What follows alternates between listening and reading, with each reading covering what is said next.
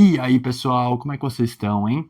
No vídeo de hoje vamos falar sobre os monstros que são os protagonistas do Halloween, não é mesmo? A gente vai passar aí pela maioria deles, né, como os principais arquétipos do Halloween. A gente vai falar de lobisomem, vai falar de vampiro, vai falar de zumbi, enfim. Esse vídeo é para fazer uma análise desses monstros e entender por que eles são tão populares, né? Por que eles existem, afinal de contas? Será que existe um propósito psicológico para essas lendas existirem? Vamos começar então aí, né, com uma pequena introdução ao que é mito, e aí depois a gente parte para análise. Combinado? Assim fica todo mundo na mesma página e a gente consegue falar a mesma língua. Bora pro vídeo? Bora lá!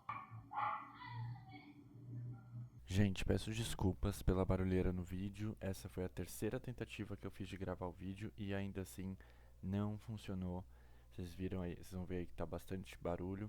Então peço desculpas, mas infelizmente não tinha como fazer uma quarta versão e ainda entregar o vídeo a tempo. Então peço desculpas mais uma vez, mas infelizmente essa foi a melhor tentativa que eu tive de conseguir gravar esse vídeo, tá bom? Tentei em 3 dias diferentes, mas infelizmente a vizinhança aqui não ajuda.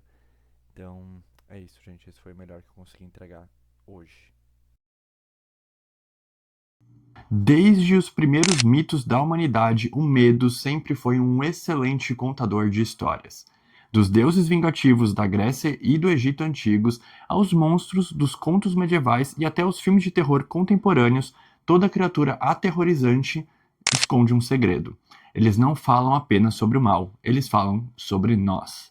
Os monstros são, em essência, metáforas. São projeções dos nossos medos, das nossas culpas, das partes da nossa mente e da sociedade que a gente prefere esconder. É o que Carl Jung, um famoso psicólogo, chamaria de a sombra, aquele lado reprimido da psique que carrega tudo o que negamos ou tememos admitir: o desejo, a raiva, a vergonha e até a violência. E é aí que está o poder dessas histórias de terror. Enquanto o drama tenta conversar com o consciente, o terror fala direto com o inconsciente. Ele usa o feio, o grotesco, o assustador para nos fazer olhar para dentro, mesmo quando a gente tenta desviar o olhar. Talvez seja por isso que os monstros sobrevivem por séculos, porque no fundo cada geração tem seus próprios medos e o terror se adapta para espelhá-los e nos fazer refletir sobre eles. Hoje vamos entender o que alguns dos monstros mais famosos da cultura pop têm a nos dizer sobre quem somos e o que tanto a gente tenta esconder. Zumbis e o efeito manada. O zumbi é um dos monstros mais contemporâneos e ao mesmo tempo mais simbólicos. Ele representa o corpo sem alma, o ser humano reduzido a puro instinto. Comer, cagar, dormir e repetir, gente. Basicamente é sobre isso os zumbis. No início, o mito do zumbi veio do imaginário haitiano, ligado à escravidão e ao medo da perda de autonomia. Mas quando George Romero reinventou o conceito nos anos 60, o zumbi virou uma crítica social poderosa. O morto-vivo passou a simbolizar o vazio moderno, o consumo sem consciência, a alienação em massa, o medo de virar apenas mais um corpo entre milhões. Filmes e séries como The Walking Dead, The Last of Us e Extermínio mostram exatamente isso. Um mundo onde a humanidade não é definida por estar vivo, mas por ainda sentir, pensar e tomar decisões conscientes. O zumbi nos lembra do pavor de sermos apenas corpos programados, repetindo rotinas sem propósito algum. No fundo, o verdadeiro terror não é ser devorado por um zumbi, mas se tornar um. Vampiro e os desejos que não morrem. O vampiro é um dos monstros mais sedutores da mitologia moderna. Ele nasceu do medo da morte, mas também da repressão do desejo. Enquanto o zumbi é um corpo sem alma, o vampiro é o corpo com alma demais. Uma alma que não aceita morrer. Ele é imortal, elegante, vaidoso, mas condenado a viver nas sombras, se alimentando dos vivos para manter sua ilusão de eternidade. Nos séculos passados, o vampiro simbolizava a sexualidade reprimida.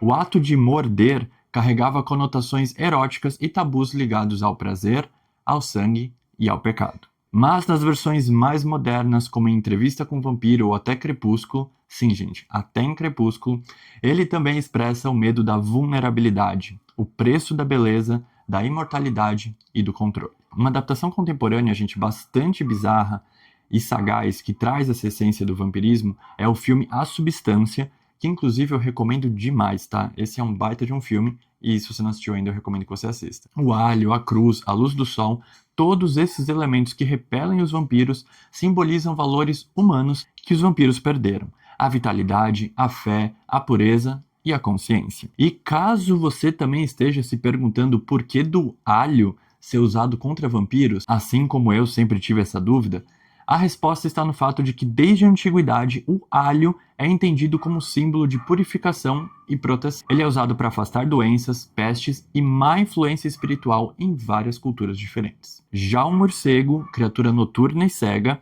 reforça o mergulho no inconsciente e no instintivo. É o símbolo de uma alma que trocou o dia pela noite. É a criatura que se guia pelos ecos, tateando a realidade e se escondendo nas cavernas. Ele também representa a liminaridade, algo que vive entre dois mundos. O vampiro, portanto, é essa figura magnética que nos conecta a desejos imortais, ao narcisismo insaciável e à fuga da morte. Enquanto o zumbi nos assombra com o vazio da vida sem consciência, o vampiro nos perturba com o excesso de consciência. A mente que se alimenta da própria imagem até se consumir. Outra associação bastante comum é de que os zumbis representam as massas, enquanto os vampiros representam as elites. Lobisomem, o animal dentro de nós. Se o vampiro reprime o desejo, o lobisomem explode com ele. Aqui, o tema não é a repressão em si, mas o fracasso em contê-la. O lobisomem representa o conflito entre civilização e indivíduo, entre o que a gente finge ser e o que a gente realmente é quando as máscaras caem. Durante o dia, o lobisomem é o cidadão comum, racional, educado, social, mas sob a lua cheia, essa fachada se rompe e o animal emerge. A lua, aliás, é um símbolo de ciclo emocional e de oscilação. Ela governa o inconsciente, as marés e os impulsos. A transformação sob a lua cheia marca o ápice daquilo que reprimimos, o momento em que o instinto vence a razão. Enquanto o vampiro controla o desejo, o lobisomem, portanto, é devorado por ele. Por isso o mito tem tanto apelo, né, gente? Todos nós já sentimos raiva, ciúme, medo, vontade de gritar, inclusive eu tô com isso agora, e tememos nos tornarmos monstros se nos entregarmos para esses sentimentos, né? E será que existe lobisomem mulher? Se você está se perguntando isso, aqui eu queria abrir um parênteses bastante interessante, tá? A figura do lobisomem nasce e se desenvolve em sociedades patriarcais, especialmente europeias, nas quais a fera interior era associada ao masculino, à virilidade, à raiva e à sexualidade agressiva. Mas há exceções, está dessa lenda, e até versões femininas dela, geralmente conhecidas como lobas ou la loba. O papel simbólico é parecido: canalizar os medos e as repressões ligadas ao feminino, especialmente à sexualidade e a maternidades desviantes. Em mitologias mais antigas, inclusive as mulheres lobo aparecem ocasionalmente como figuras de poder e autonomia, não como uma maldição. Olha que legal. Curiosamente também, essa visão foi suprimida quando o cristianismo e a moral patriarcal predominaram e procuraram transformar a fera em algo demoníaco. É bizarro, né, gente, pensar nessa inversão de valores, né? Ambas as versões do mito têm o mesmo instinto do lobo e tal, mas são vistas por lentes bem diferentes. Enquanto o homem vira monstro e perde o controle, a mulher vira monstro por ter controle e autoridade de si mesma. Bem, deixa aí nos comentários o que vocês pensam a respeito. Frankenstein e o medo de brincar de Deus. Poucos monstros são tão trágicos quanto a história de Frankenstein. Criada por Mary Shelley, acho que é assim que se pronuncia o nome dela, no início do século XIX, ela nasce de um medo bem moderno, o medo da ciência e da criação sem ar. Alô, inteligência artificial, será que é sobre você isso aqui? Vem dar uma olhadinha aqui. Na história escrita por Shelley, Victor Frankenstein cria vida a partir da morte. Mas o que nasce não é uma celebração do poder humano, e sim o reflexo da sua arrogância. A criatura não é essencialmente má, ela é rejeitada. Ela quer ser amada, quer ser aceita, reconhecida, mas é tratada como aberração, excluída. Aqui, inclusive, alguns estudiosos fazem relação com as pessoas queer. Então fica aí a curiosidade para você. O monstro do Frankenstein fala sobre a responsabilidade da criação, sobre o preço do conhecimento e sobre o abandono. E é também uma metáfora da impessoalidade moderna, de um mundo que cria, mas não acolhe, que gera inteligência, mas esquece da empatia. Hoje, quando a gente fala em inteligência artificial, clonagem, robôs conscientes, androides e tudo mais, estamos repetindo a mesma pergunta que Shelley fez há 200 anos.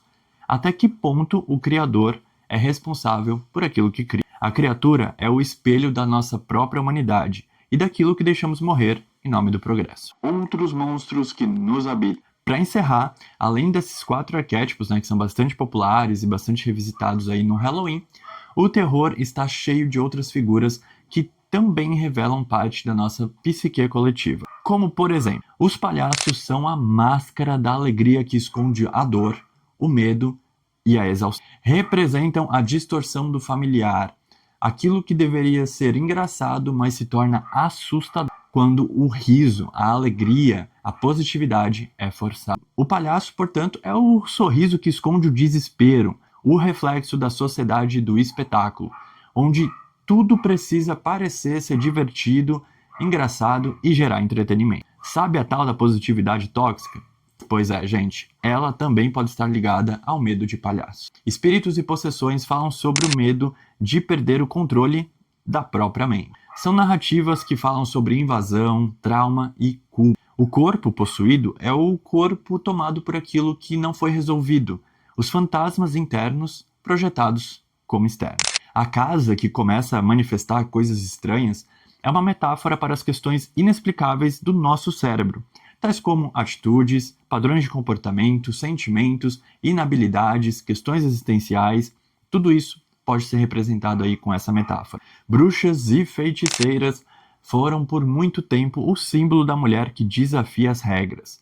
As bruxas representam o conhecimento proibido, a autonomia e o poder feminino reprimido por séculos pelas sociedades patriarcais. Também podem ser associadas ao conhecimento empírico, aquele que talvez a ciência não possa explicar ou reproduzir ainda, mas também não pode ser negado. O terror do inanimado que ganha vida é representado pelos bonecos, que também são uma paródia da infância e da inocência. Um lembrete de que até aquilo que deveria nos proteger ou nos divertir pode nos machucar. É o medo do artificial, do falso, do objeto que imita a humanidade sem realmente senti-la. É também uma metáfora para traumas infantis, que a gente bem sabe que é tema de terapia para muitos de nós adultos, não é mesmo? No fim, então, a gente pode concluir que os monstros não são exatamente nossos inimigos.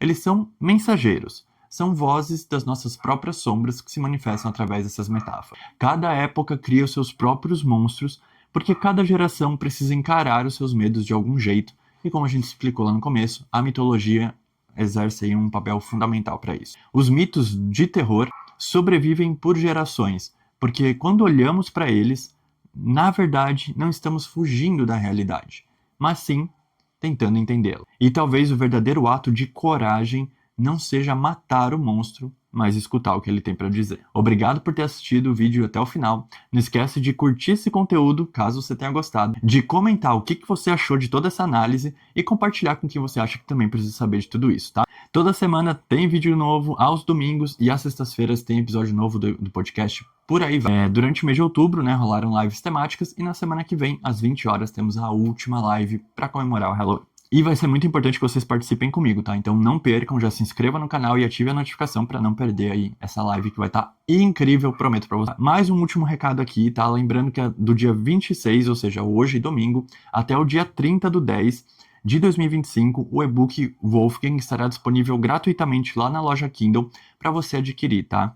Isso vale só para a versão digital, então corre lá e garante a sua. E que tem tudo a ver aí com essa lenda do lobisomem, tá? Então se é um tema que você curte bastante, recomendo que você vá lá e garanta a sua cópia digital, tá? Isso é válido para cópia digital, tá, gente? A versão física não tá nessa promoção. Eu vou ficando por aqui, mas espero ver vocês no próximo final de semana. Um beijo, um abraço e até a próxima. Tchau!